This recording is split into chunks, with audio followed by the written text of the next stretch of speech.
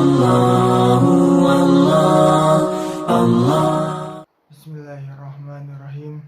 Assalamualaikum warahmatullahi wabarakatuh. Alhamdulillahilladzi bi ni'matihi tatimmus shalihat.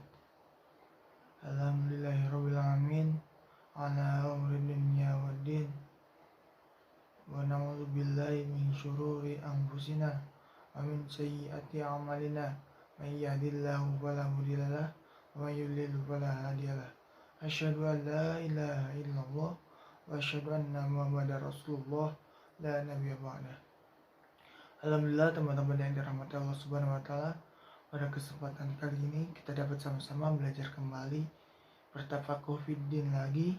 Dan alhamdulillahnya Allah masih memberikan kita kesempatan bagi diri kita untuk berubah menjadi pribadi yang lebih baik lagi. Seperti biasa, seperti yang kemarin-kemarin, sebelum kita masuk ke materi yang sekarang, saya ingin sedikit mereview dari yang kemarin, baru menyambung ke materi yang sekarang. Kemarin kita belajar tentang apa itu fiqih, usul fiqh, dan paling terakhir kita belajar tentang toharoh. Apa itu toharoh? Dalam kitab Radul Mukhtar, toharoh secara bahasa itu artinya suci. Dari kata toharoh itu an-nazofah. Begitu juga muradnya, maksudnya dari toharoh itu adalah nazofah. Sedangkan secara istilah syariah yaitu suci dari hadas dan khobas. Dari kitab Durul Mukhtar, toharoh secara istilah an-nazofah an hadasin au khobasin, itu bersih dari hadas dan khobas. Hukumnya itu istibah, kecuali yang menjadi syarat dari suatu amalan, contoh sholat. Maka ketika kita ingin mendirikan sholat, orang menjadi wajib gitu. Kalau di luar hal-hal tersebut, maka toharoh hukumnya istibah. Sementara dalam kitab Bidayatul Mujtahid, Imam Ibn Rusdi menjelaskan bahwa secara global toharoh itu ada dua, itu toharoh khobas dan hadas. Apa itu toharoh khobas? Jadi kalau khobas itu zatnya yang kotor, kalau hadas itu keadaannya. Contoh toharoh khobas, kita menginjak kotoran binatang misalkan, maka cukup dihilangkan yang kotornya itu, zatnya itu yang dihilangkan. Walaupun ada pada hakikatnya, pada terperincinya itu ada hukum-hukum tersendirinya, kayak istinja misalkan, itu harus dengan 3 batu yang suci kalau nggak ada air gitu. Tapi secara global, secara umum itu cukup dihilangkan zat yang kotornya itu. Kalau toharoh hadas itu kitanya yang kotor. Contoh mandi besar setelah melakukan hubungan badan suami istri, itu cairan sperma itu, maaf ya, tapi harus emang menjelaskan, cairan sperma itu enggak najis. Nabi Muhammad pernah mendirikan sholat yang di bajunya itu masih ada cairan itu yang sudah kering. Jadi yang kotornya itu bukan zatnya, tapi kitanya yang kotor, keadaan kitanya yang kotor. Begitu, makanya diwajibkan untuk toharoh tuh karena kitanya yang kotor. Untuk cara menghilangkannya kayak mana? Alma bilma, cukup ituin aja pakai air, alma bilma. Nanti beda lagi, banyak lagi urusannya begitu. Jadi yang kotor di hadas itu adalah keadaannya, kita yang kotor. Nah, selanjutnya kita bahas tentang apa itu wudhu. Oh iya, maaf, lewat. Nah, secara global toharoh hadas itu ada 3. Pertama itu wudhu, kedua itu mandi besar, dan yang ketiga Yang ketiga itu adalah tayamum, pengganti dari mandi dan wudhu. Begitu. Tapi sebelum bahas yang dua yang lain, kita bahas tentang wudhu. Sekarang kita ke bab wudhu. Apa itu wudhu? Apa dalil wudhu? Siapakah yang diwajibkan atas wudhu? Dan kapan diwajibkannya? Yang ketiga, tentang tata caranya. Keempat, dalil tentang airnya. Kelima, tentang perbedaan pendapat di dalamnya. Dan keenam, tentang hal-hal yang menyangkut wudhu. Pertama, apa itu wudhu? Selama ini kita tahu wudhu. Dari kecil kita diajarkan wudhu, tapi jarang dari kita yang tahu apa itu wudhu. Wudhu itu dari bahasa Arab al-wadhu'ah, artinya sama dengan hasan atau bahaun, yang artinya keindahan, kemegahan. Begitu. Wudhu dari al-wadhu'ah. Terus apa istilahnya? Istilahnya itu dalam kitab Safinatun Najah, ismul li ghuslin ado'in makhsusatin biniyatin makhsusatin. Jadi kata yang digunakan untuk mencuci, membasuh, ado'in makhsusatin, bagian-bagian tubuh khusus, biniyatin makhsusatin, dengan niat yang khusus pula, niat tertentu. Gitu. Lalu kalau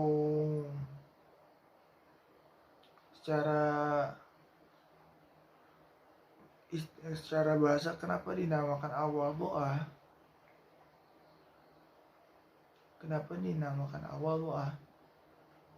Karena kenapa dinamakan keindahan, kemegahan, keelokan?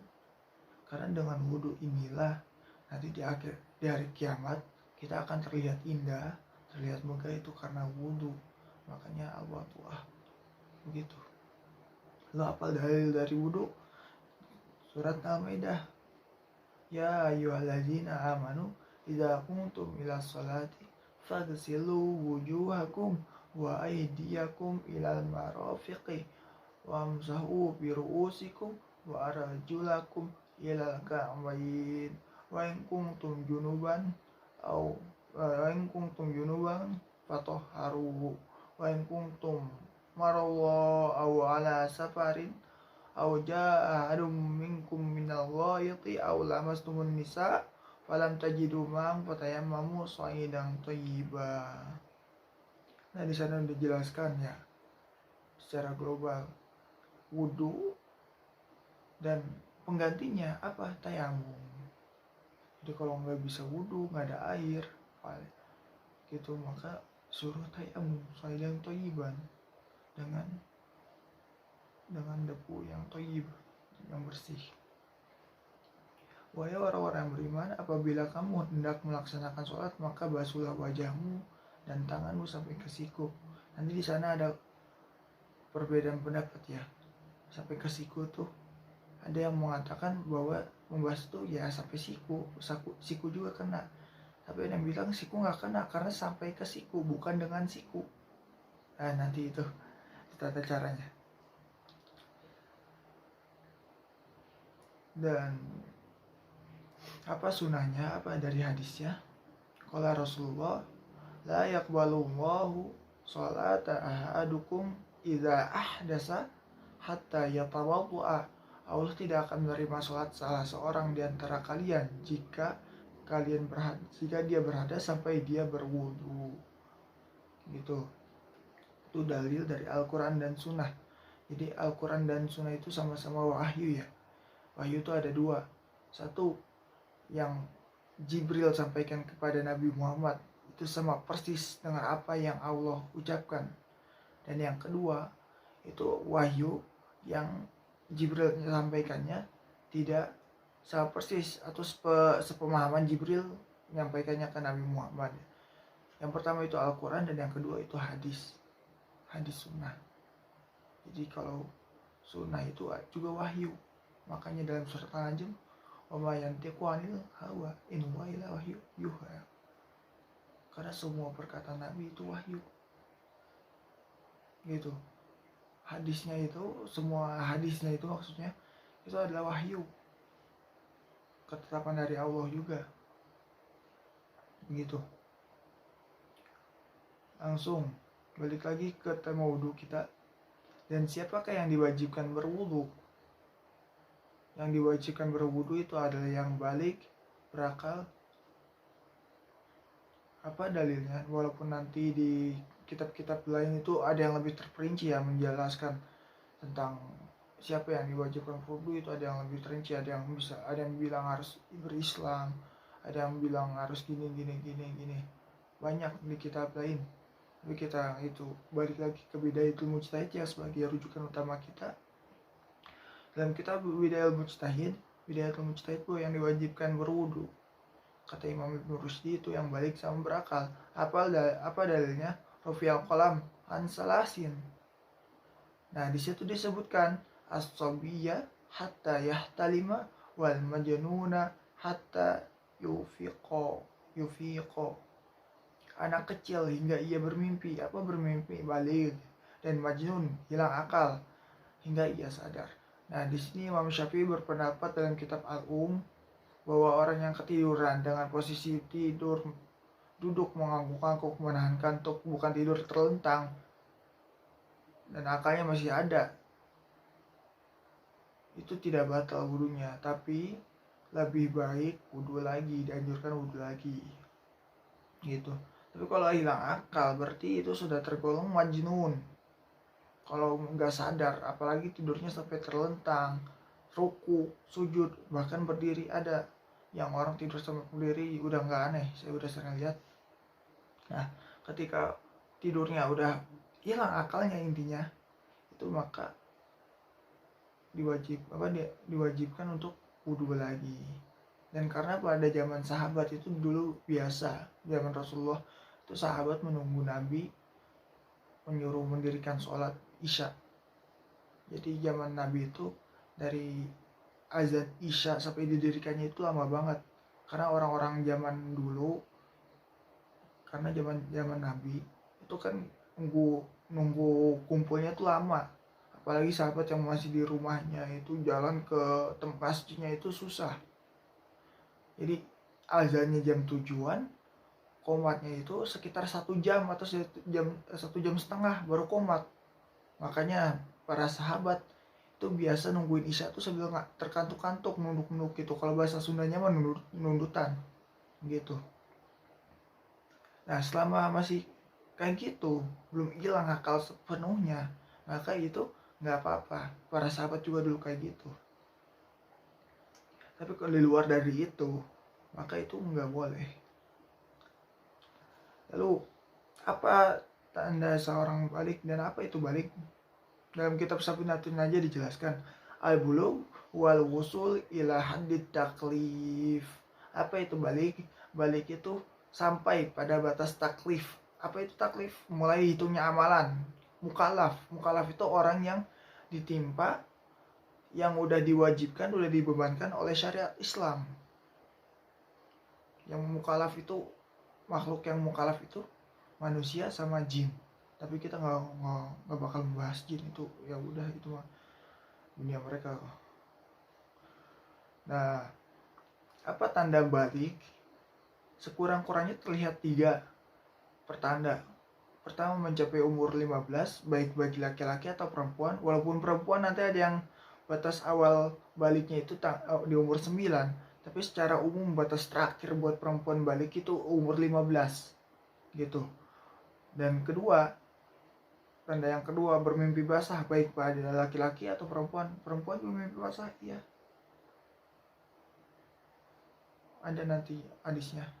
Kata Nabi, kenapa ada perempuan yang nanya, sahabiah yang nanya ke Nabi, apakah perempuan juga bermimpi? Kata Nabi, iya. Kalau enggak bermimpi, lantas bagaimana anaknya bisa mirip dengan dirinya? Begitu. Yang ketiga, haid bagi perempuan, biasanya di umur 9. Terus kapan diwajibkannya? Nah, Imam Ibn Rushdi menjelaskan lagi di kitab Bidayatul Mujtahid, diwajibkannya wudu itu ketika ingin mendirikan sholat atau ibadah yang lainnya yang wudu itu menjadi syarat akan ibadah tersebut. Apa dalilnya? Ya ayyuhalladzina amanu idza qumtum ila shalah. Idza qumtum ila shalah, jika kalian hendak mendirikan sholat. Ya, ayat yang tadi. Maka diwajibkan wudhu ketika ingin mendirikan sholat. Sedangkan ibadah lainnya di luar wudhu itu ada perbedaan pendapat. Ada perbedaan pendapat di antara ulama. Contoh memegang mushaf. Ada sebagian pendapat ulama mewajibkan memegang mushaf, tapi ada lagi yang istilahnya dianjurkan. Bukan dilarang ya, tapi dianjurkan. Kenapa dianjurkan? Kenapa ada perbedaan begini? Apa dalam memegang mushaf harus berwudu? Ya ayyuhalladzina la sahabat la yamassuhu illa mutahharun. Gak ada yang memegangnya kecuali orang-orang yang mutahharun. Nah, yang disebut mutahharun di sini apa? Siapa yang mutahharun di sini? Ada ulama berpendapat bahwa mutahharun di sini itu adalah malaikat. Jadi manusia itu bukan yang dimaksud dalam ayat ini, jadi nggak usah wudu untuk memegang mushaf. Tapi ada ulama yang bilang yang mutahharun di sini itu manusia. Jadi manusia itu harus suci dulu sebelum megang mushaf, makanya harus wudu. Terus kita ngambil yang mana? Nah, kalian lebih seraknya dengan pendapat siapa? Begitu. Kalau saya sendiri mending ngambilnya yang banyak faedahnya. Contoh seperti ini, Imam Asy-Syafi'i itu mengucapkan bismillah ketika membaca Al-Fatihah di dalam sholat, dikeraskan bismillahnya. Beda dengan imam-imam yang lain atau di mazhab-mazhab yang lain. Kenapa Imam Syafi'i mengeraskan? Walaupun Imam Syafi'i sendiri tahu ada dalilnya bahwa membaca bismillah disembunyikan pelan-pelan gitu, ada dalilnya juga. Tapi Imam Syafi'i kenapa memilih yang dikencangkan bismillahnya? Karena yang membaca mendapat pahala dan yang mendengar juga mendapat pahala. Nah, hal-hal seperti inilah yang perlu kita perhatikan dalam memilih pendapat para ulama. Ya, syukron. Lastu bihassana minkum walastu bi khairi minkum. Wabillahi taufiq wal hidayah. Wassalamualaikum warahmatullahi wabarakatuh. Allah